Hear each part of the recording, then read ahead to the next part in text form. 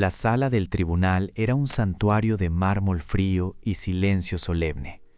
Cada eco parecía amplificado. El roce de una tela de seda, una tos contenida, el chasquido metálico de un bolígrafo sobre el papel. En el centro de todo, como un emperador en su coliseo particular, se encontraba Ricardo. No se sentaba, sino que se apoderaba de la silla de madera pulida, con un traje de corte italiano que dibujaba a la perfección la arrogancia de sus hombros.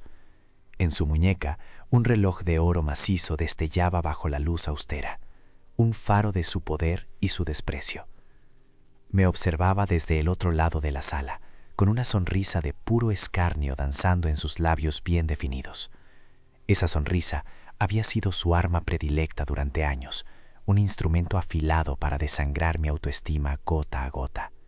Hoy, en su mente privilegiada, estaba convencido de que asestaría el golpe final, la estocada que me aniquilaría por completo. A su lado, su madre, Isabel, era el reflejo exacto de su soberbia, con la barbilla alzada y una mirada que me perforaba, como si mi mera presencia fuera una mancha indeleble en el inmaculado legado de su estirpe. Ellos creían firmemente que aquel era el día de mi humillación definitiva, el día en que la prueba de ADN que Ricardo había exigido con tanta fanfarronería demostraría que nuestra hija, Sofía, no era suya, sellando mi destino como una adúltera y despojándome de cualquier derecho sobre el patrimonio familiar. Él sonreía, el depredador seguro de su presa, paladeando el sabor metálico de una victoria que consideraba inevitable. No podía ni imaginar que su vida, tal y como la conocía, se desmoronaría en menos de 5 minutos. El juez carraspeó, ajustándose las gafas en el puente de la nariz con un gesto cansado. El sonido del papel al ser desdoblado retumbó en el silencio mortal como un trueno lejano, una premonición de la tormenta que estaba a punto de desatarse. Lo que aquel sobresellado contenía no era simplemente el resultado de un laboratorio clínico, era una sentencia inapelable. Y el condenado, ajeno a su propio juicio, seguía sonriendo, sin saber que el verdugo que afilaría la guillotina no era otro que su propio e inconmensurable orgullo. Se inclinó hacia su abogado, susurrando algo que provocó una risa ahogada y cómplice. Brindaba por su nueva vida de soltero millonario, por la aniquilación de la mujer que consideraba un lastre. No podía saber que el documento que el juez estaba a punto de leer en voz alta transformaría su champán imaginario en el vinagre más amargo de su existencia, obligándole a beberse hasta la última gota de su propia ponzoña. Para comprender cómo se llegó a ese punto de ruptura cataclísmica, es necesario rebobinar el tiempo, no solo meses, sino años. 15 años de una vida dedicada a un espejismo, a pulir el pedestal sobre el que Ricardo Medeiros construyó su imperio de arrogancia. Cuando le conocí, él no era el déspota revestido de seda italiana que se sentaba en el tribunal, sino un joven arquitecto con más ambición que activos líquidos, cuyos ojos brillaban con sueños que parecían genuinos. Yo, por mi parte, no era la heredera de un fondo fiduciario, sino la hija de un catedrático, criada entre la fragancia de los libros viejos y la convicción de que el carácter era el único patrimonio inembargable. Mi dedicación fue total y silenciosa. Sacrifiqué mi propia carrera en el mundo del arte para convertirme en el cimiento invisible de su éxito. Fui yo quien organizó las cenas que le granjearon sus primeros contratos importantes, quien transformó nuestro modesto apartamento en un refugio de buen gusto que impresionaba a los inversores, y quien le susurraba al oído las palabras de aliento cuando sus proyectos flaqueaban. Él era la fachada resplandeciente del edificio Medeiros, pero yo fui la ingeniera que calculó cada viga de su ascenso, un trabajo no remunerado y con el tiempo completamente olvidado. El cambio en Ricardo fue una metamorfosis gradual y venenosa, alimentada por el éxito y el constante veneno que su madre, Isabel, le instilaba. Cada nuevo contrato, cada adquisición inmobiliaria, cada mención en las crónicas de sociedad era un ladrillo más en el muro que construía entre nosotros. El hombre que una vez me agradeció por creer en él cuando nadie más lo hacía, comenzó a verme como un accesorio obsoleto, un recordatorio de sus orígenes menos opulentos. Su gratitud se agrió hasta convertirse en condescendencia y su amor en una obligación social que cumplía con creciente desdén. Isabel fue la arquitecta de esta transformación. Desde el primer día me evaluó no como a una nuera, sino como a una inversión de bajo rendimiento. Sus cumplimientos eran dagas envueltas en seda, comentarios sobre mi elegancia natural, que en realidad señalaban mi falta de linaje. Fue ella quien convenció a Ricardo de que su nueva posición exigía un entorno y una compañía a su altura, una insinuación constante de que yo ya no cumplía con los requisitos para formar parte de su exclusivo mundo. Me convertí en la nota discordante en su sinfonía de estatus. La crueldad de Ricardo se refinó con los años, volviéndose un arte sutil de humillación pública.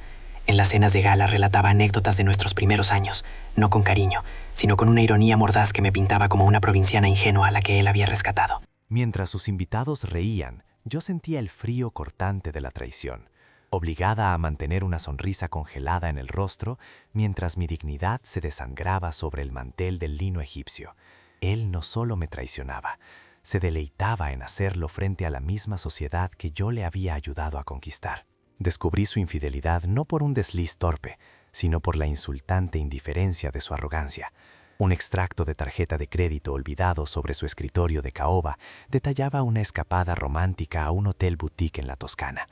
Un viaje del que, por supuesto, yo no había formado parte. No hubo un grito, ni un plato roto, solo un silencio glacial que se apoderó de mí, un frío que congeló las lágrimas antes de que pudieran caer.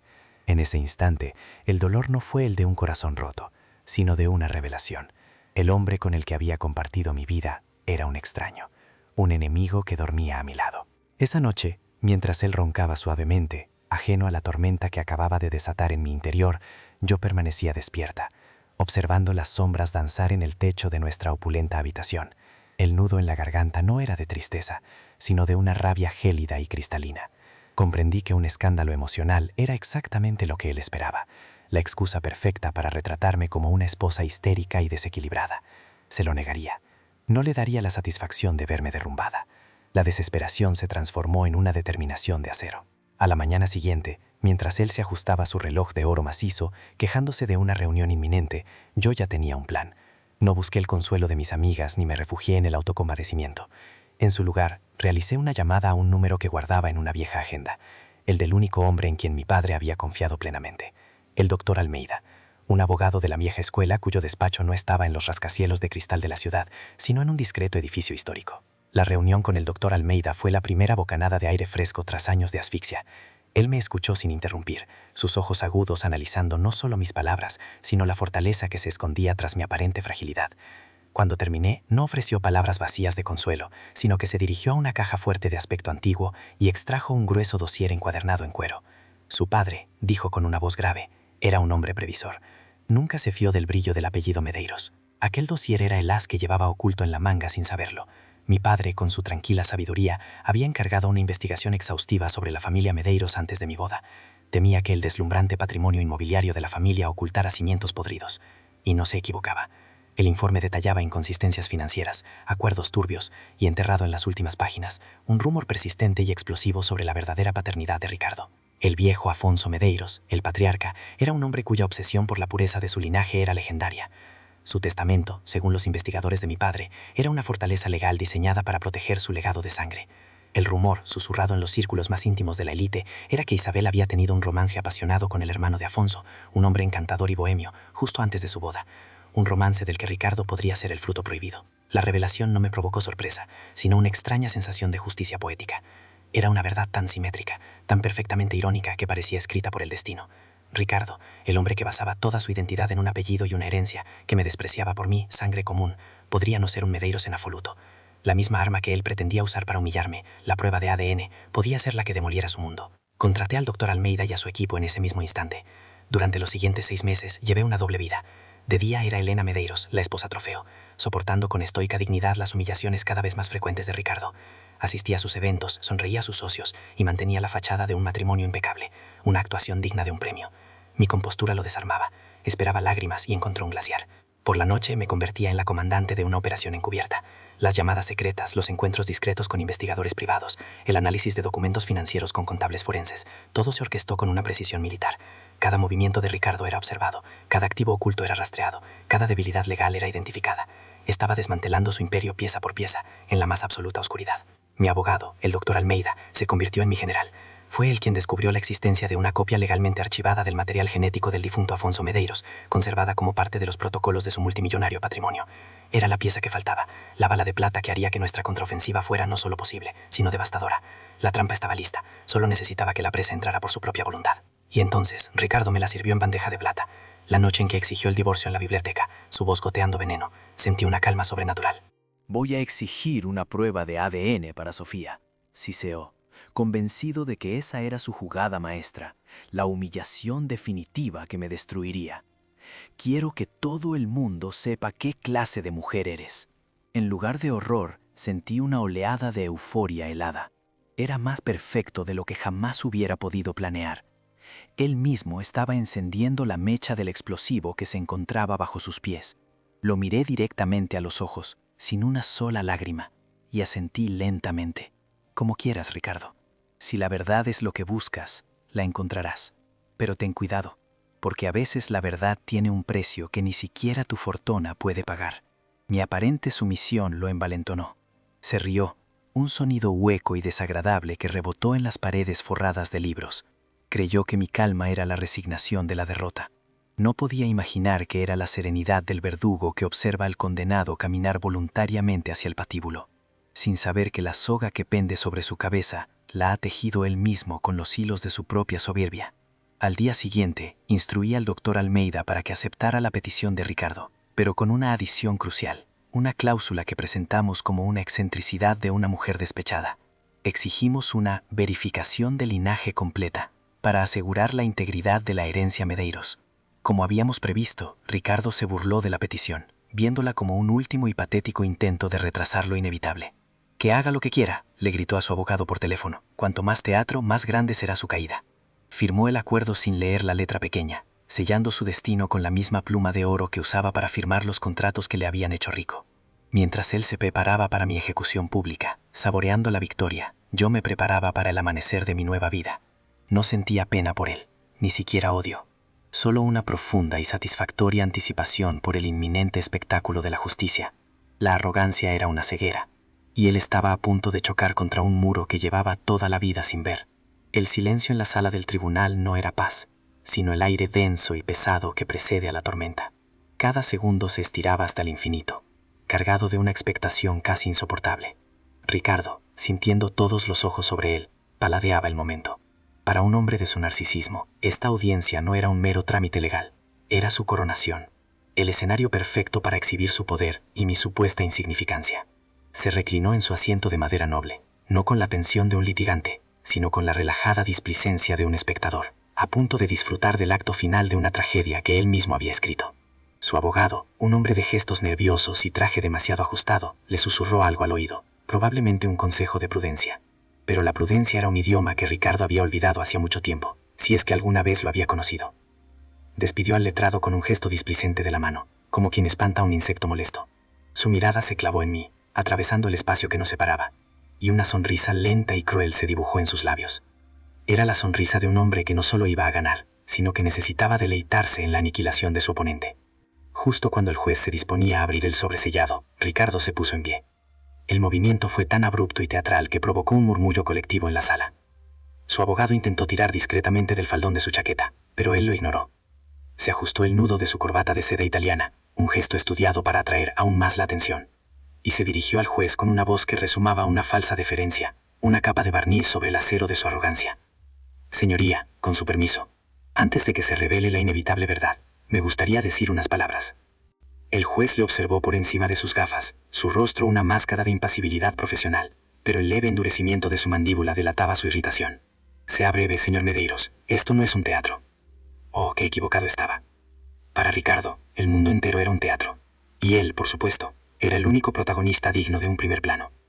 Él asintió, fingiendo acatar la orden, pero sus ojos ya estaban recorriendo a los asistentes, a los periodistas de la crónica social sentados en la última fila, a los miembros de la élite que habían acudido a presenciar mi caída. «No pretendo alargar este doloroso proceso», comenzó, su tono ahora impregnado de una compasión tan artificial que resultaba obscena. «Simplemente, siento que es mi deber, no solo como hombre, sino como portador de un apellido que ha definido el horizonte de esta ciudad durante generaciones, contextualizar la importancia de este día». Hizo una pausa dramática, dejando que el peso del apellido Medeiros llenara el silencio. A su lado, Isabel, su madre, lo observaba con un orgullo casi religioso. Ajena a aquel ídolo al que veneraba, estaba a punto de ser demolido. Durante 15 años he intentado integrar a la señora presente en un mundo que, debo admitir con pesar, nunca comprendió del todo. Un mundo de legado, de responsabilidad, de honor. Su mirada se deslizó sobre mí, evaluando mi vestido sencillo con un desdén apenas disimulado. A pesar de mis esfuerzos de ofrecerle todo lo que el patrimonio de mi familia podía procurar, ciertas carencias de origen son imposibles de erradicar. El insulto fue tan preciso, tan deliberadamente clasista, que sentí cómo el aire se escapaba de mis pulmones, pero mi rostro permaneció inalterado. La sala estaba mortalmente silenciosa. Cada palabra de Ricardo era una piedra lanzada contra mí, y él disfrutaba del eco de cada impacto. Hoy, continuó, elevando la voz para que nadie se perdiera el gran final, no solo estamos aquí para disolver un matrimonio desafortunado, estamos aquí para purificar un linaje, para proteger un legado de la mancha de la mentira y la infidelidad. Se giró completamente hacia mí, su rostro una máscara de desprecio triunfante. Estamos aquí para que la verdad, por dolorosa que sea para algunos, prevalezca. El descaro de su hipocresía era monumental. Él, que había deshonrado nuestro matrimonio con una vulgaridad casi jactanciosa, se erigía ahora como el guardián de la pureza. Él, que había mentido y engañado, se envolvía en la bandera de la verdad. Era una actuación tan soberbia en su falsedad que casi merecía un aplauso. Sonreía para su amante imaginaria, para su futuro libre y opulento, sin tener la más remota idea de que el legado que pretendía purificar no le pertenecía en absoluto. Sentí el frío cortante de la humillación recorrer mi espina dorsal, una sensación familiar y detestada. Cada palabra suya era una esquirla de hielo clavándose en la vieja herida de la traición, un recordatorio de las innumerables veces que había permitido que su crueldad me definiera en la intimidad de nuestro hogar. Pero aquí, bajo la luz austera del tribunal, algo era diferente. La rabia que sentí no era caliente y desesperada, sino fría, sólida y paciente. Era la rabia tranquila de quien conoce el final de la historia. Levanté la barbilla y lo miré directamente a los ojos. No le ofrecí ni una lágrima, ni un temblor en el labio, ni el más mínimo atisbo de la fractura que estaba causando en mi interior. Mi serenidad pareció desconcertarle por un instante. Esperaba un colapso, un sollozo, una súplica. En su lugar, encontró un muro de calma inexpugnable. Mi silencio era mi última arma, un vacío que su ego no podía llenar ni comprender. Creyó que era la quietud de la derrota, sin saber que era la calma del cazador que ve a su presa caminar directamente hacia la trampa. Su sonrisa vaciló, pero se recuperó rápidamente, atribuyendo mi compostura al shock. Se sentó con la satisfacción de un trabajo bien hecho, cruzando las piernas y dirigiendo a su madre una mirada cómplice que decía: «Ya está hecho». Isabel le devolvió una sonrisa de pura adoración. Eran dos predadores celebrando la muerte de su presa, sin darse cuenta de que la sangre que olían en el aire era la suya propia, a punto de ser derramada. El juez, cuyo rostro había permanecido impasible durante todo el vergonzoso monólogo, carraspeó. El sonido, discreto pero cargado de autoridad, cortó la atmósfera envenenada como una cuchilla afilada. Todos los ojos se volvieron hacia él, lentamente, con una deliberación que estiró los nervios de todos los presentes hasta el límite. Tomó el sobre de papel manila. Dentro no yacía la humillación de una esposa repudiada, sino la aniquilación de una dinastía construida sobre cimientos de arena y arrogancia. La justicia, a menudo silenciosa, estaba a punto de gritar. El juez, cuyo rostro había permanecido como una máscara de granito durante el vergonzoso monólogo, se ajustó las gafas. El gesto, mínimo y deliberado, pareció absorber todo el sonido de la sala, creando un vacío expectante. Con una lentitud casi cruel, rompió el sello del sobre de papel manila. No sostenía un simple documento, sino el detonador de una demolición. La justicia, a menudo una dama discreta, estaba a punto de alzar la voz con la furia de una tempestad. El tribunal procederá a anunciar los resultados de los análisis de ADN solicitados por el demandante, el señor Ricardo Medeiros, En el caso de divorcio Medeiros contra Medeiros, declaró el juez. Su voz, grave y desprovista de emoción, resonó en el mármol frío como un epitafio pronunciado antes de tiempo. Cada sílaba era un clavo más en un ataúd cuyo ocupante aún sonreía, ajeno a su propio funeral. Ricardo se inclinó hacia adelante, una bestia a punto de saltar sobre su presa. La avidez brillaba en sus ojos, un deseo casi físico de presenciar mi desmoronamiento. Quería saborear cada segundo de mi humillación, embriagarse con mis lágrimas. A su lado, Isabel, la matriarca de la soberbia, posó una mano enguantada sobre la suya, un gesto de apoyo cómplice, la bendición de una reina a su verdugo. Eran un frente unido de desprecio. Yo, en cambio, permanecí inmóvil, una estatua en medio del Coliseo. Mi abogado, el doctor Almeida, un hombre cuyas arrugas parecían talladas por la sabiduría y la discreción, me lanzó una mirada fugaz, una chispa de confirmación en sus ojos serios. Respiré hondo, manteniendo la columna vertebral tan recta como la justicia que estaba a punto de ser servida. Había ensayado este momento en mi mente 1000 veces. Estaba preparada. El primer resultado, continuó el juez, haciendo una pausa que estiró los nervios de todos los presentes hasta el límite, corresponde a la paternidad de la menor, Sofía Vasconcelos Medeiros. Ricardo sonrió abiertamente a su abogado, una sonrisa de triunfo anticipado, la del hombre que se sabe ganador antes de que la carrera haya comenzado. Basándose en el análisis comparativo de ADN, la probabilidad de paternidad del señor Ricardo Medeiros es del 99,9999%. Un silencio atronador. La clase de silencio que sigue a una explosión cayó sobre la sala. El murmullo de incredulidad fue casi imperceptible, un fantasma de sonido. La sonrisa de Ricardo se congeló, se resquebrajó y finalmente se deshizo como el yeso, dejando tras de sí una máscara de pura y estupefacta confusión. Se sentía como si el guión de su obra maestra hubiera sido reescrito en el último segundo por un autor desconocido y malicioso. ¿Qué? Siseó, su voz un hilo de incredulidad. Eso es imposible. Debe de haber un error. Exijo un nuevo análisis. Esto es un fraude. Su rostro, normalmente pálido y controlado, se tiñó de un rojo violáceo, la sangre de su orgullo herido subiendo a la superficie. Isabel, a su lado, palideció, susurrando: «Calma, Ricardo. Es un montaje». El juez golpeó la mesa con el mazo, un sonido seco y definitivo que cortó de raíz la incipiente histeria. Orden en la sala. No hay ningún error, señor Medeiros. La niña es su hija biológica. La afirmación era tan llana, tan irrefutable, que le arrebató a Ricardo todo el aire de los pulmones. Se volvió hacia mí, sus ojos entrecerrados en rendijas de furia impotente. «Tú, bruja, ¿qué has hecho?». Pero el juez aún no había terminado. Su mano, firme y segura, extrajo una segunda hoja de papel del sobre. Y fue en ese instante cuando el drama se transformó en tragedia.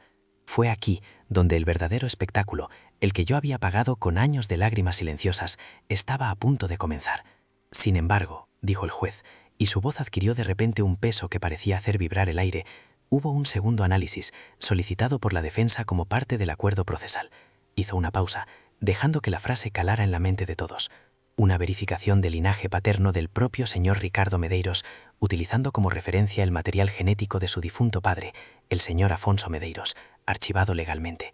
La confusión en el rostro de Ricardo mutó en una alarma palpable. Isabel se quedó rígida como la cera, sus ojos fijos en el juez con una expresión de terror absoluto. Lo que habían descartado como una excentricidad, una petición extraña de una mujer desesperada para retrasar lo inevitable, se revelaba ahora como el centro gravitacional de su universo, un agujero negro a punto de devorarlos. Y el resultado de este análisis, el juez levantó la vista del papel y miró directamente a Isabel. Por primera vez en toda la sesión, vi en sus ojos profesionales un destello de algo que se parecía a la compasión, la piedad que se siente por alguien que está a punto de ser aniquilado por su propia historia. Es concluyente. La palabra resonó en la sala, cargada de una finalidad aterradora. El señor Ricardo Medeiros no comparte los marcadores genéticos paternos con el difunto señor Afonso Medeiros. El juez hizo una pausa, permitiendo que la enormidad de sus palabras se asentara. Luego asestó el golpe final con una claridad quirúrgica.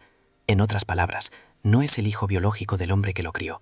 El sonido que siguió fue indescriptible. No fue un grito, ni un suspiro colectivo. Fue el sonido de un mundo entero haciéndose añicos, el crujido de un linaje que se partía por la mitad. Fue el sonido de la arrogancia, chocando con la verdad a toda velocidad. Ricardo se giró hacia su madre, su boca abierta en un grito silencioso, sus ojos desorbitados por la traición y la negación. Isabel, la gran matriarca, la guardiana del honor familiar, la mujer que me había juzgado y condenado por mí, sangre común, se desmoronó. Sus ojos, que siempre me habían perforado con desprecio, se pusieron en blanco. Su cuerpo, antes tan erguido y altivo, se desplomó de lado en la silla de madera pulida, un muñeco de porcelana roto, inconsciente ante la ruina que acababa de desatar. El caos explotó. Ricardo, finalmente encontrando su voz, empezó a gritar. Gritaba negaciones, acusaciones, súplicas. Su traje de corte italiano, antes un símbolo de poder, ahora parecía el disfraz de un payaso trágico en medio de un circo en llamas. Se abalanzó hacia el estrado, pero fue detenido por los alguaciles. Pero era demasiado tarde. La verdad, una vez liberada, no puede ser enjaulada de nuevo. Y la verdad que acababa de ser revelada en aquella sala de tribunal no solo destruiría la reputación de su madre, que había construido su vida sobre el pilar de la respetabilidad y el linaje. No, iba a hacer mucho más que eso. Iba a aniquilar por completo el imperio que Ricardo Medeiros creía, con una certeza casi religiosa, que era suyo por derecho de nacimiento. Porque el testamento del viejo Afonso Medeiros, un hombre tan obsesionado con la pureza de su sangre como lo era con su fortuna, contenía una cláusula tan férrea como legendaria. Una cláusula que especificaba, con una claridad legal a prueba de cualquier interpretación, que todo su patrimonio, cada acción, cada propiedad, cada céntimo de sus fondos fiduciarios, solo podría ser heredado por descendientes directos de su propia sangre, y el documento que el juez sostenía en su mano acababa de demostrar, ante Dios y ante la ley, que Ricardo no era uno de ellos. El hombre que había entrado en aquella sala como un emperador estaba a punto de salir como un mendigo. Su identidad, su fortuna y su futuro se habían evaporado en menos de 5 minutos, consumidos por el fuego de una verdad que él mismo, en su inconmensurable arrogancia, había insistido en desenterrar. La justicia poética no siempre es sutil. A veces llega con la fuerza de una guillotina. El caos que estalló en la sala del tribunal no fue un estruendo, sino la implosión silenciosa de un universo. Mientras los sanitarios atendían a una Isabel desvanecida, cuyo rostro de cera era el primer monumento a la ruina familiar, Ricardo era escoltado fuera por 2 alguaciles. Su cuerpo, antes un bastión de poder y arrogancia, se había vuelto flácido. Un traje italiano de miles de euros conteniendo a un hombre hueco. Gritaba, pero sus palabras ya no tenían peso. Eran el eco impotente de una autoridad que se había evaporado, el balbuceo de un rey destronado en su propio palacio. La humillación no terminó al cruzar las puertas de mármol. Afuera, los periodistas que antes se habrían peleado por una cita suya, ahora le asediaban como una jauría de lobos olfateando la sangre. Los flashes de las cámaras no eran destellos de admiración, sino disparos de escarnio que capturaban cada gota de sudor frío en su frente, cada temblor de rabia en su mandíbula. El hombre que había orquestado una ejecución pública para mí se encontraba ahora en el centro de la suya propia, y el veredicto de la opinión pública sería tan implacable como el de la ley. Los días que siguieron fueron una cascada de aniquilación, una destrucción en capas tan metódica y cruel como la humillación que él me había infligido durante años. La primera notificación oficial no llegó en un sobre de lujo, sino en un frío correo certificado del bufete de abogados que administraba el patrimonio Medeiros. El lenguaje era quirúrgico, desprovisto de toda emoción. En virtud de la cláusula de sangre del testamento de Afonso Medeiros y a la luz de las pruebas irrefutables presentadas ante el tribunal, él quedaba despojado de cualquier derecho, título o interés sobre dicho patrimonio. Creyó que era una bravata, una táctica legal que podría combatir con su propio ejército de letrados. Hizo una llamada, la primera de muchas, a su abogado personal, un hombre cuya lealtad se medía en facturas de 6 cifras. Pero la respuesta que recibió fue el primer portazo de una larga serie. «Ricardo», le dijo el abogado con una frialdad profesional que helaba la sangre, «no hay nada que hacer. El testamento es una fortaleza de hierro. Mis servicios ya no te serán de utilidad, a menos que puedas garantizar mis honorarios por adelantado». La primera humillación tangible ocurrió en un restaurante de lujo, uno de esos templos gastronómicos donde su mera presencia solía hacer que los camareros se movieran con una reverencia casi religiosa. Invitó a Vanessa, su joven amante, en un intento desesperado por proyectar una normalidad que ya no existía. Pidió el vino más caro, brindando por un futuro que ya era ceniza. Pero cuando llegó el momento de pagar, su tarjeta de platino, su cetro de poder, fue rechazada. Y luego otra, y una tercera. El sudor frío le recorrió la espalda mientras el camarero le miraba con una nueva expresión, una mezcla de lástima y desprecio. Vanessa fue testigo de todo. Su rostro, normalmente una máscara de adoración vacía, se contrajo en una mueca de cálculo rápido y frío. No dijo nada en el restaurante. Esperó a estar en el aparcamiento, junto al sedán alemán de lujo que él ya no podía permitirse. «Llámame cuando soluciones tus problemas», dijo, y la forma en que pronunció la palabra problemas la convirtió en un epitafio. No le dio un beso de despedida.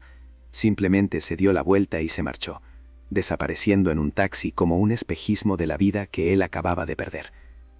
El abandono de Vanessa fue solo el principio de su exilio social. Los teléfonos de sus supuestos amigos, los mismos hombres con los que cerraban tratos millonarios en campos de golf exclusivos, de repente comunicaban o saltaban directamente al buzón de voz. Las invitaciones a galas y eventos benéficos que antes llenaban su agenda cesaron por completo. Se convirtió en un fantasma en los círculos que había dominado, un tema de conversación morbosa susurrado entre sorbos de champán, el cuento con moraleja que la élite se contaba para reafirmar su propia seguridad. La siguiente capa de su destrucción fue la pérdida de su hogar. La orden de desahucio de la mansión familiar fue ejecutada con una eficiencia brutal. Observó desde la acera, impotente, cómo una empresa de mudanzas empaquetaba metódicamente los símbolos de su vida, los cuadros de maestros que nunca había apreciado, los muebles de diseño que solo servían para impresionar, la biblioteca de libros que jamás había leído. Cada caja sellada era un pedazo de su identidad robada, una identidad que ahora comprendía que siempre había sido prestada. Pocos días después, el sedán alemán fue embargado. Una grúa, vulgar y ruidosa, lo enganchó y se lo llevó de la puerta del modesto apartamento que había conseguido alquilar a las afueras. El sonido del metal chirriando fue la banda sonora de su descenso. El hombre que se había medido a sí mismo por la potencia del motor que conducía, ahora se encontraba de pie, en una calle anónima, un ciudadano más en la multitud que tanto había despreciado. Su caída profesional fue la estocada final.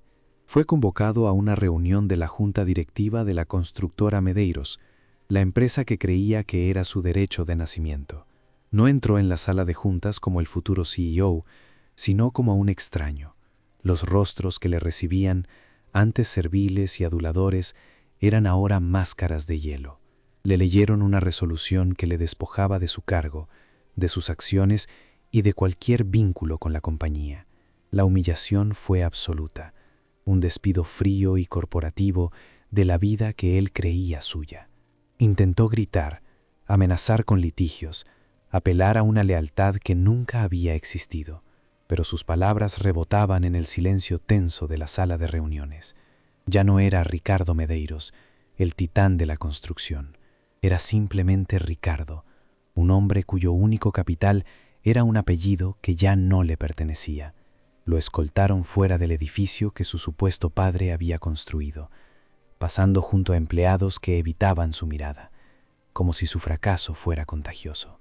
La prensa, que en su día había celebrado sus logros, ahora se deleitaba en su desgracia. Los titulares eran crueles y sensacionalistas. El falso príncipe, el escándalo de ADN que derrumba el imperio Medeiros, de la mansión al apartamento de alquiler, la caída de un titán.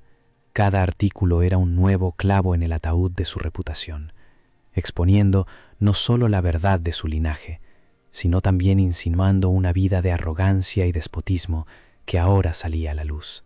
Su madre, Isabel, una vez recuperada del colapso físico, se enfrentó a una devastación aún peor, la aniquilación social.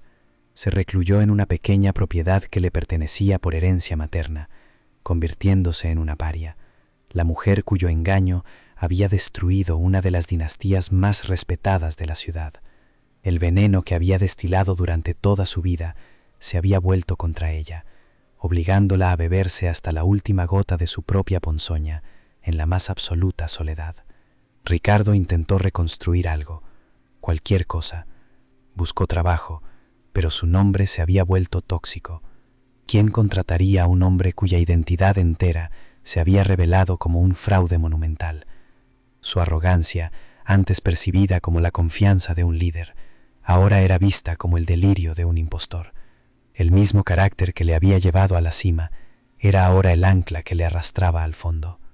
La ironía final, la más poética y cruel de todas, fue que la única persona que legalmente podía reclamar una parte del patrimonio Medeiros era su hija, Sofía.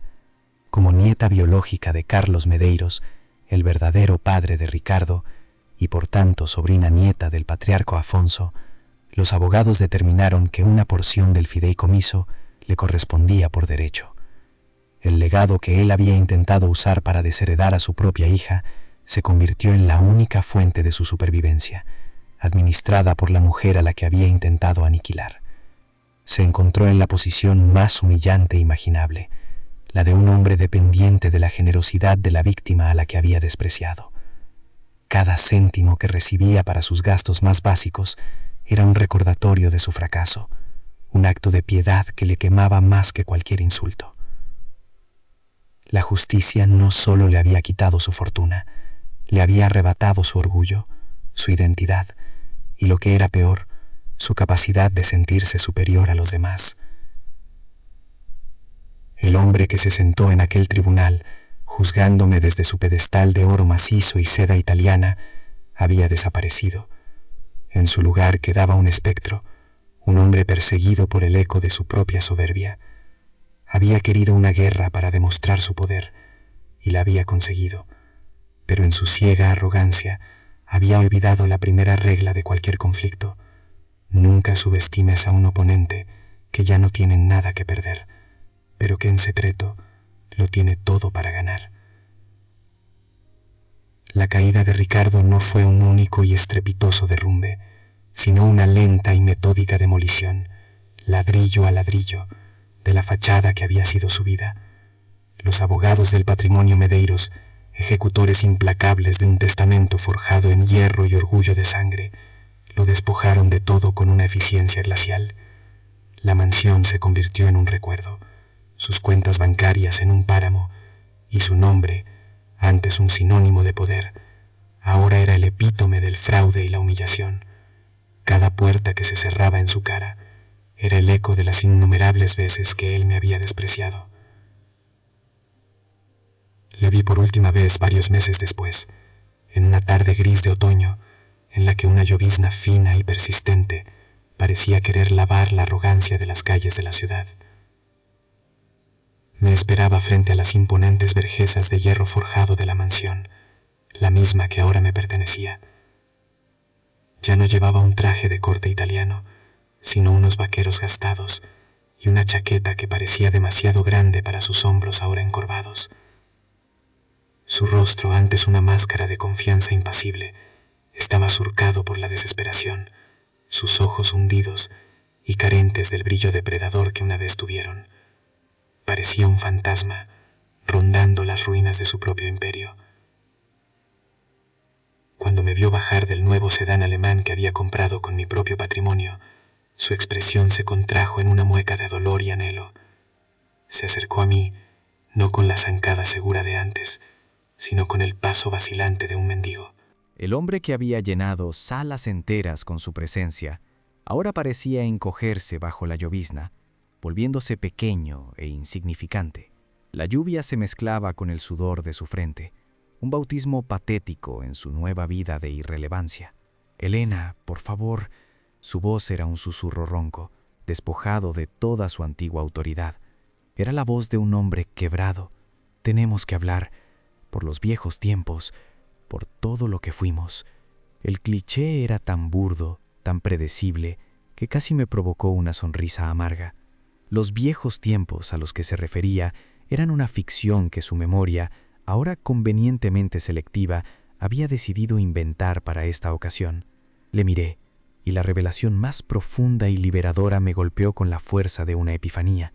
No sentía nada, ni el eco del amor, ni la brasa del odio, ni siquiera la más mínima punzada de lástima. El espacio que él había ocupado en mi corazón durante tantos años no era una cicatriz dolorosa, sino un vacío sereno, un terreno baldío donde nada podía volver a crecer. Era la indiferencia, el verdadero final de cualquier historia. «No hay nada de qué hablar, Ricardo», respondí, mi voz tan tranquila y fría como la lluvia que caía sobre nosotros. Cada palabra estaba medida, desprovista de la emoción que él ansiaba provocar, ya fuera ira o compasión. Quería una reacción, una prueba de que todavía importaba lo suficiente como para ser odiado. No se la daría. Desesperado, dio un paso más, intentando tomar mi brazo, un último intento de reclamar una familiaridad que ya no existía. Aparté mi brazo con un movimiento lento y deliberado, sin brusquedad, pero con una finalidad absoluta. «Por favor, Elena, cometí un error, fui un idiota, un arrogante, lo sé, pero te amaba, a mi manera, pero te amaba». Su declaración de amor, tan tardía y tan hueca, era el insulto final. No amaba a nadie más que al reflejo de su propio éxito. Yo no había sido más que un espejo bien pulido en el que admirarse, un espejo que él mismo había hecho añicos cuando la imagen que le devolvía ya no era de su agrado. Su amor era una posesión, y su arrepentimiento no nacía de la culpa, sino de la pérdida. «Tu manera de amar, Ricardo, casi me destruye», le dije, mirándole directamente a los ojos, para que no hubiera lugar a dudas, para que la verdad le calara hasta los huesos. «Confundiste la posesión con el afecto y la crueldad con el poder, pero el juego ha terminado. Ya no hay nada que poseer». Sus hombros se hundieron por completo. La última carta de su baraja, la del sentimentalismo tóxico, había sido rechazada. Se quedó sin palabras, su boca abriéndose y cerrándose como la de un pez fuera del agua, buscando un argumento, una súplica, una mentira que pudiera revertir lo irreversible, pero su arsenal estaba vacío. «Entonces, ¿qué se supone que debo hacer?», preguntó, su voz finalmente quebrándose en un sollozo patético. «Lo he perdido todo». Era la pregunta de un niño perdido, no la de un hombre asumiendo las consecuencias de sus actos. Esperaba que yo le diera un mapa, una solución, una absolución. Fue entonces cuando le concedí mi última frase, las palabras que sellarían para siempre la puerta entre su pasado y mi futuro. La frase que había ensayado en el silencio de mis noches de insomnio, no como un acto de venganza, sino como una declaración de independencia. «Esa es la cuestión, Ricardo», dije suavemente, pero con la dureza del diamante. «Ya no es mi problema». Me di la vuelta. No hubo más palabras, ni una última mirada. Detrás de mí, el portón de hierro forjado se abrió con un suave zumbido electrónico, invitándome a entrar en mi santuario, en mi nueva vida. Caminan por el sendero de grava. El sonido de mis tacones sobre las piedras era el único requiem por el hombre que dejaba atrás. Mi chofer ya me esperaba junto a la puerta abierta del coche, pero le hice un gesto para que esperara. Me detuve un instante, no para mirar a Ricardo, sino para observar la casa. Mi casa. Las luces cálidas brillaban en las ventanas, prometiendo el calor y la seguridad que me habían sido negados durante tanto tiempo. Dentro, mi hija, Sofía, me esperaba. Ella era el único legado que importaba. Mientras el coche se deslizaba silenciosamente por el camino de entrada, eché un último vistazo por el espejo retrovisor. La figura de Ricardo era cada vez más pequeña, una mancha oscura y solitaria bajo la lluvia incesante, fuera de las verjas, fuera de mi vida. No era la imagen de un enemigo derrotado, sino la de un completo extraño. La mejor venganza, comprendí en ese momento, no era el fuego del odio, sino el hielo de la indiferencia. No era destruir al otro, sino construir una vida tan magnífica y plena que la existencia de tu antiguo verdugo se convirtiera en una nota a pie de página olvidada en la gran novela de tu triunfo. El narrador que era su orgullo Le había contado una historia en la que él era el héroe invencible, pero en su ciega arrogancia, nunca se dio cuenta de que él era solo el villano en el primer capítulo de Mía. Y su final no fue una tragedia épica, sino algo mucho peor. Fue irrelevante. Ricardo Medeiros aprendió de la forma más dura que la arrogancia es un préstamo a corto plazo con unos intereses impagables. Él creía que el poder residía en el brillo de su reloj de oro, en el corte de su traje italiano y en la resonancia de un apellido que, irónicamente, nunca le perteneció. Construyó un imperio sobre la arena movediza de la apariencia, sin comprender jamás que el verdadero patrimonio no se encuentra en los fondos fiduciarios ni en las propiedades inmobiliarias, sino en la solidez inquebrantable del carácter. Su mundo no fue destruido por un enemigo externo, sino que implosionó bajo el peso de su propio vacío. La historia de su caída es una lección sobre la naturaleza ilusoria del estatus. Él y su madre, Isabel, invirtieron sus vidas enteras en el culto a un linaje, despreciando a cualquiera que consideraran de sangre común. No se dieron cuenta de que la lealtad, la integridad y la decencia son la única aristocracia que el tiempo no puede devaluar.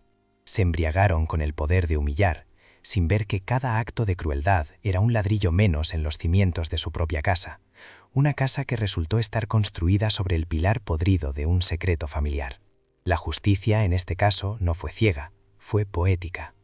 Poseía un sentido del equilibrio casi divino. El arma que Ricardo eligió para mi ejecución pública, la prueba de ADN, se convirtió en la guillotina para su propia identidad. En su prisa por exponer una infidelidad inexistente, desenterró una verdad que aniquiló su pasado, borró su presente y canceló su futuro. Quería la verdad para usarla como un garrote, y la verdad, una vez liberada, se volvió contra él con la furia de una bestia enjaulada durante demasiado tiempo. El verdadero poder nunca reside en la capacidad de hacer daño, sino en la fortaleza para soportarlo y esperar el momento preciso para actuar. Mientras Ricardo gritaba su poder desde los tejados, el mío crecía en el silencio, alimentado por la paciencia y una estrategia meticulosa. Él confundió mi compostura con debilidad, mi silencio con resignación. Nunca entendió que la calma del océano es más peligrosa que el estruendo de una ola que rompe en la orilla, pues en sus profundidades se gestan las corrientes que pueden hundir hasta al más soberbio de los barcos. Al final, la victoria más completa no fue verle despojado de su fortuna, sino de su relevancia. El castigo más severo para un narcisista no es el odio, sino la indiferencia. Mi nueva vida se construyó sobre los escombros de la suya, no como un acto de venganza, sino de purificación. Transformé la mansión, un símbolo de su opresión, en un santuario de paz y felicidad para mí y para mi hija. El eco de su nombre se desvaneció, convirtiéndose en un susurro, en el cuento con moraleja que los padres cuentan a sus hijos sobre los peligros del orgullo desmedido. Porque la vida tiene una contabilidad impecable. Cada acto de soberbia, cada palabra de desprecio, cada gesto de crueldad se anota en un libro de cuentas invisible. Y aunque la factura pueda tardar en llegar, siempre llega. Ricardo e Isabel pagaron su deuda no solo con dinero y estatus, sino con la moneda más valiosa de todas, la verdad de quiénes eran realmente, expuesta a la luz cruda e implacable del mundo que tanto se esforzaron por impresionar. La lealtad es un activo que no cotiza en bolsa, y el carácter es una herencia que ninguna prueba de ADN puede refutar. Esta historia nos recuerda que, tarde o temprano, todos somos desmascarados, reducidos a la esencia de nuestras acciones. El brillo del oro se desvanece, los imperios caen y los apellidos se olvidan, pero la integridad, o la falta de ella, es el legado eterno que dejamos atrás. ¿Y tú? ¿Qué harías si descubrieras una traición así? ¿Tendrías la sangre fría para esperar el momento justo para la justicia? Deja tu opinión en los comentarios, porque los leemos todos. Si te ha gustado ver cómo se hacía justicia, suscríbete al canal y activa la campanita para no perderte la próxima historia de giros inesperados que ya aparece en pantalla.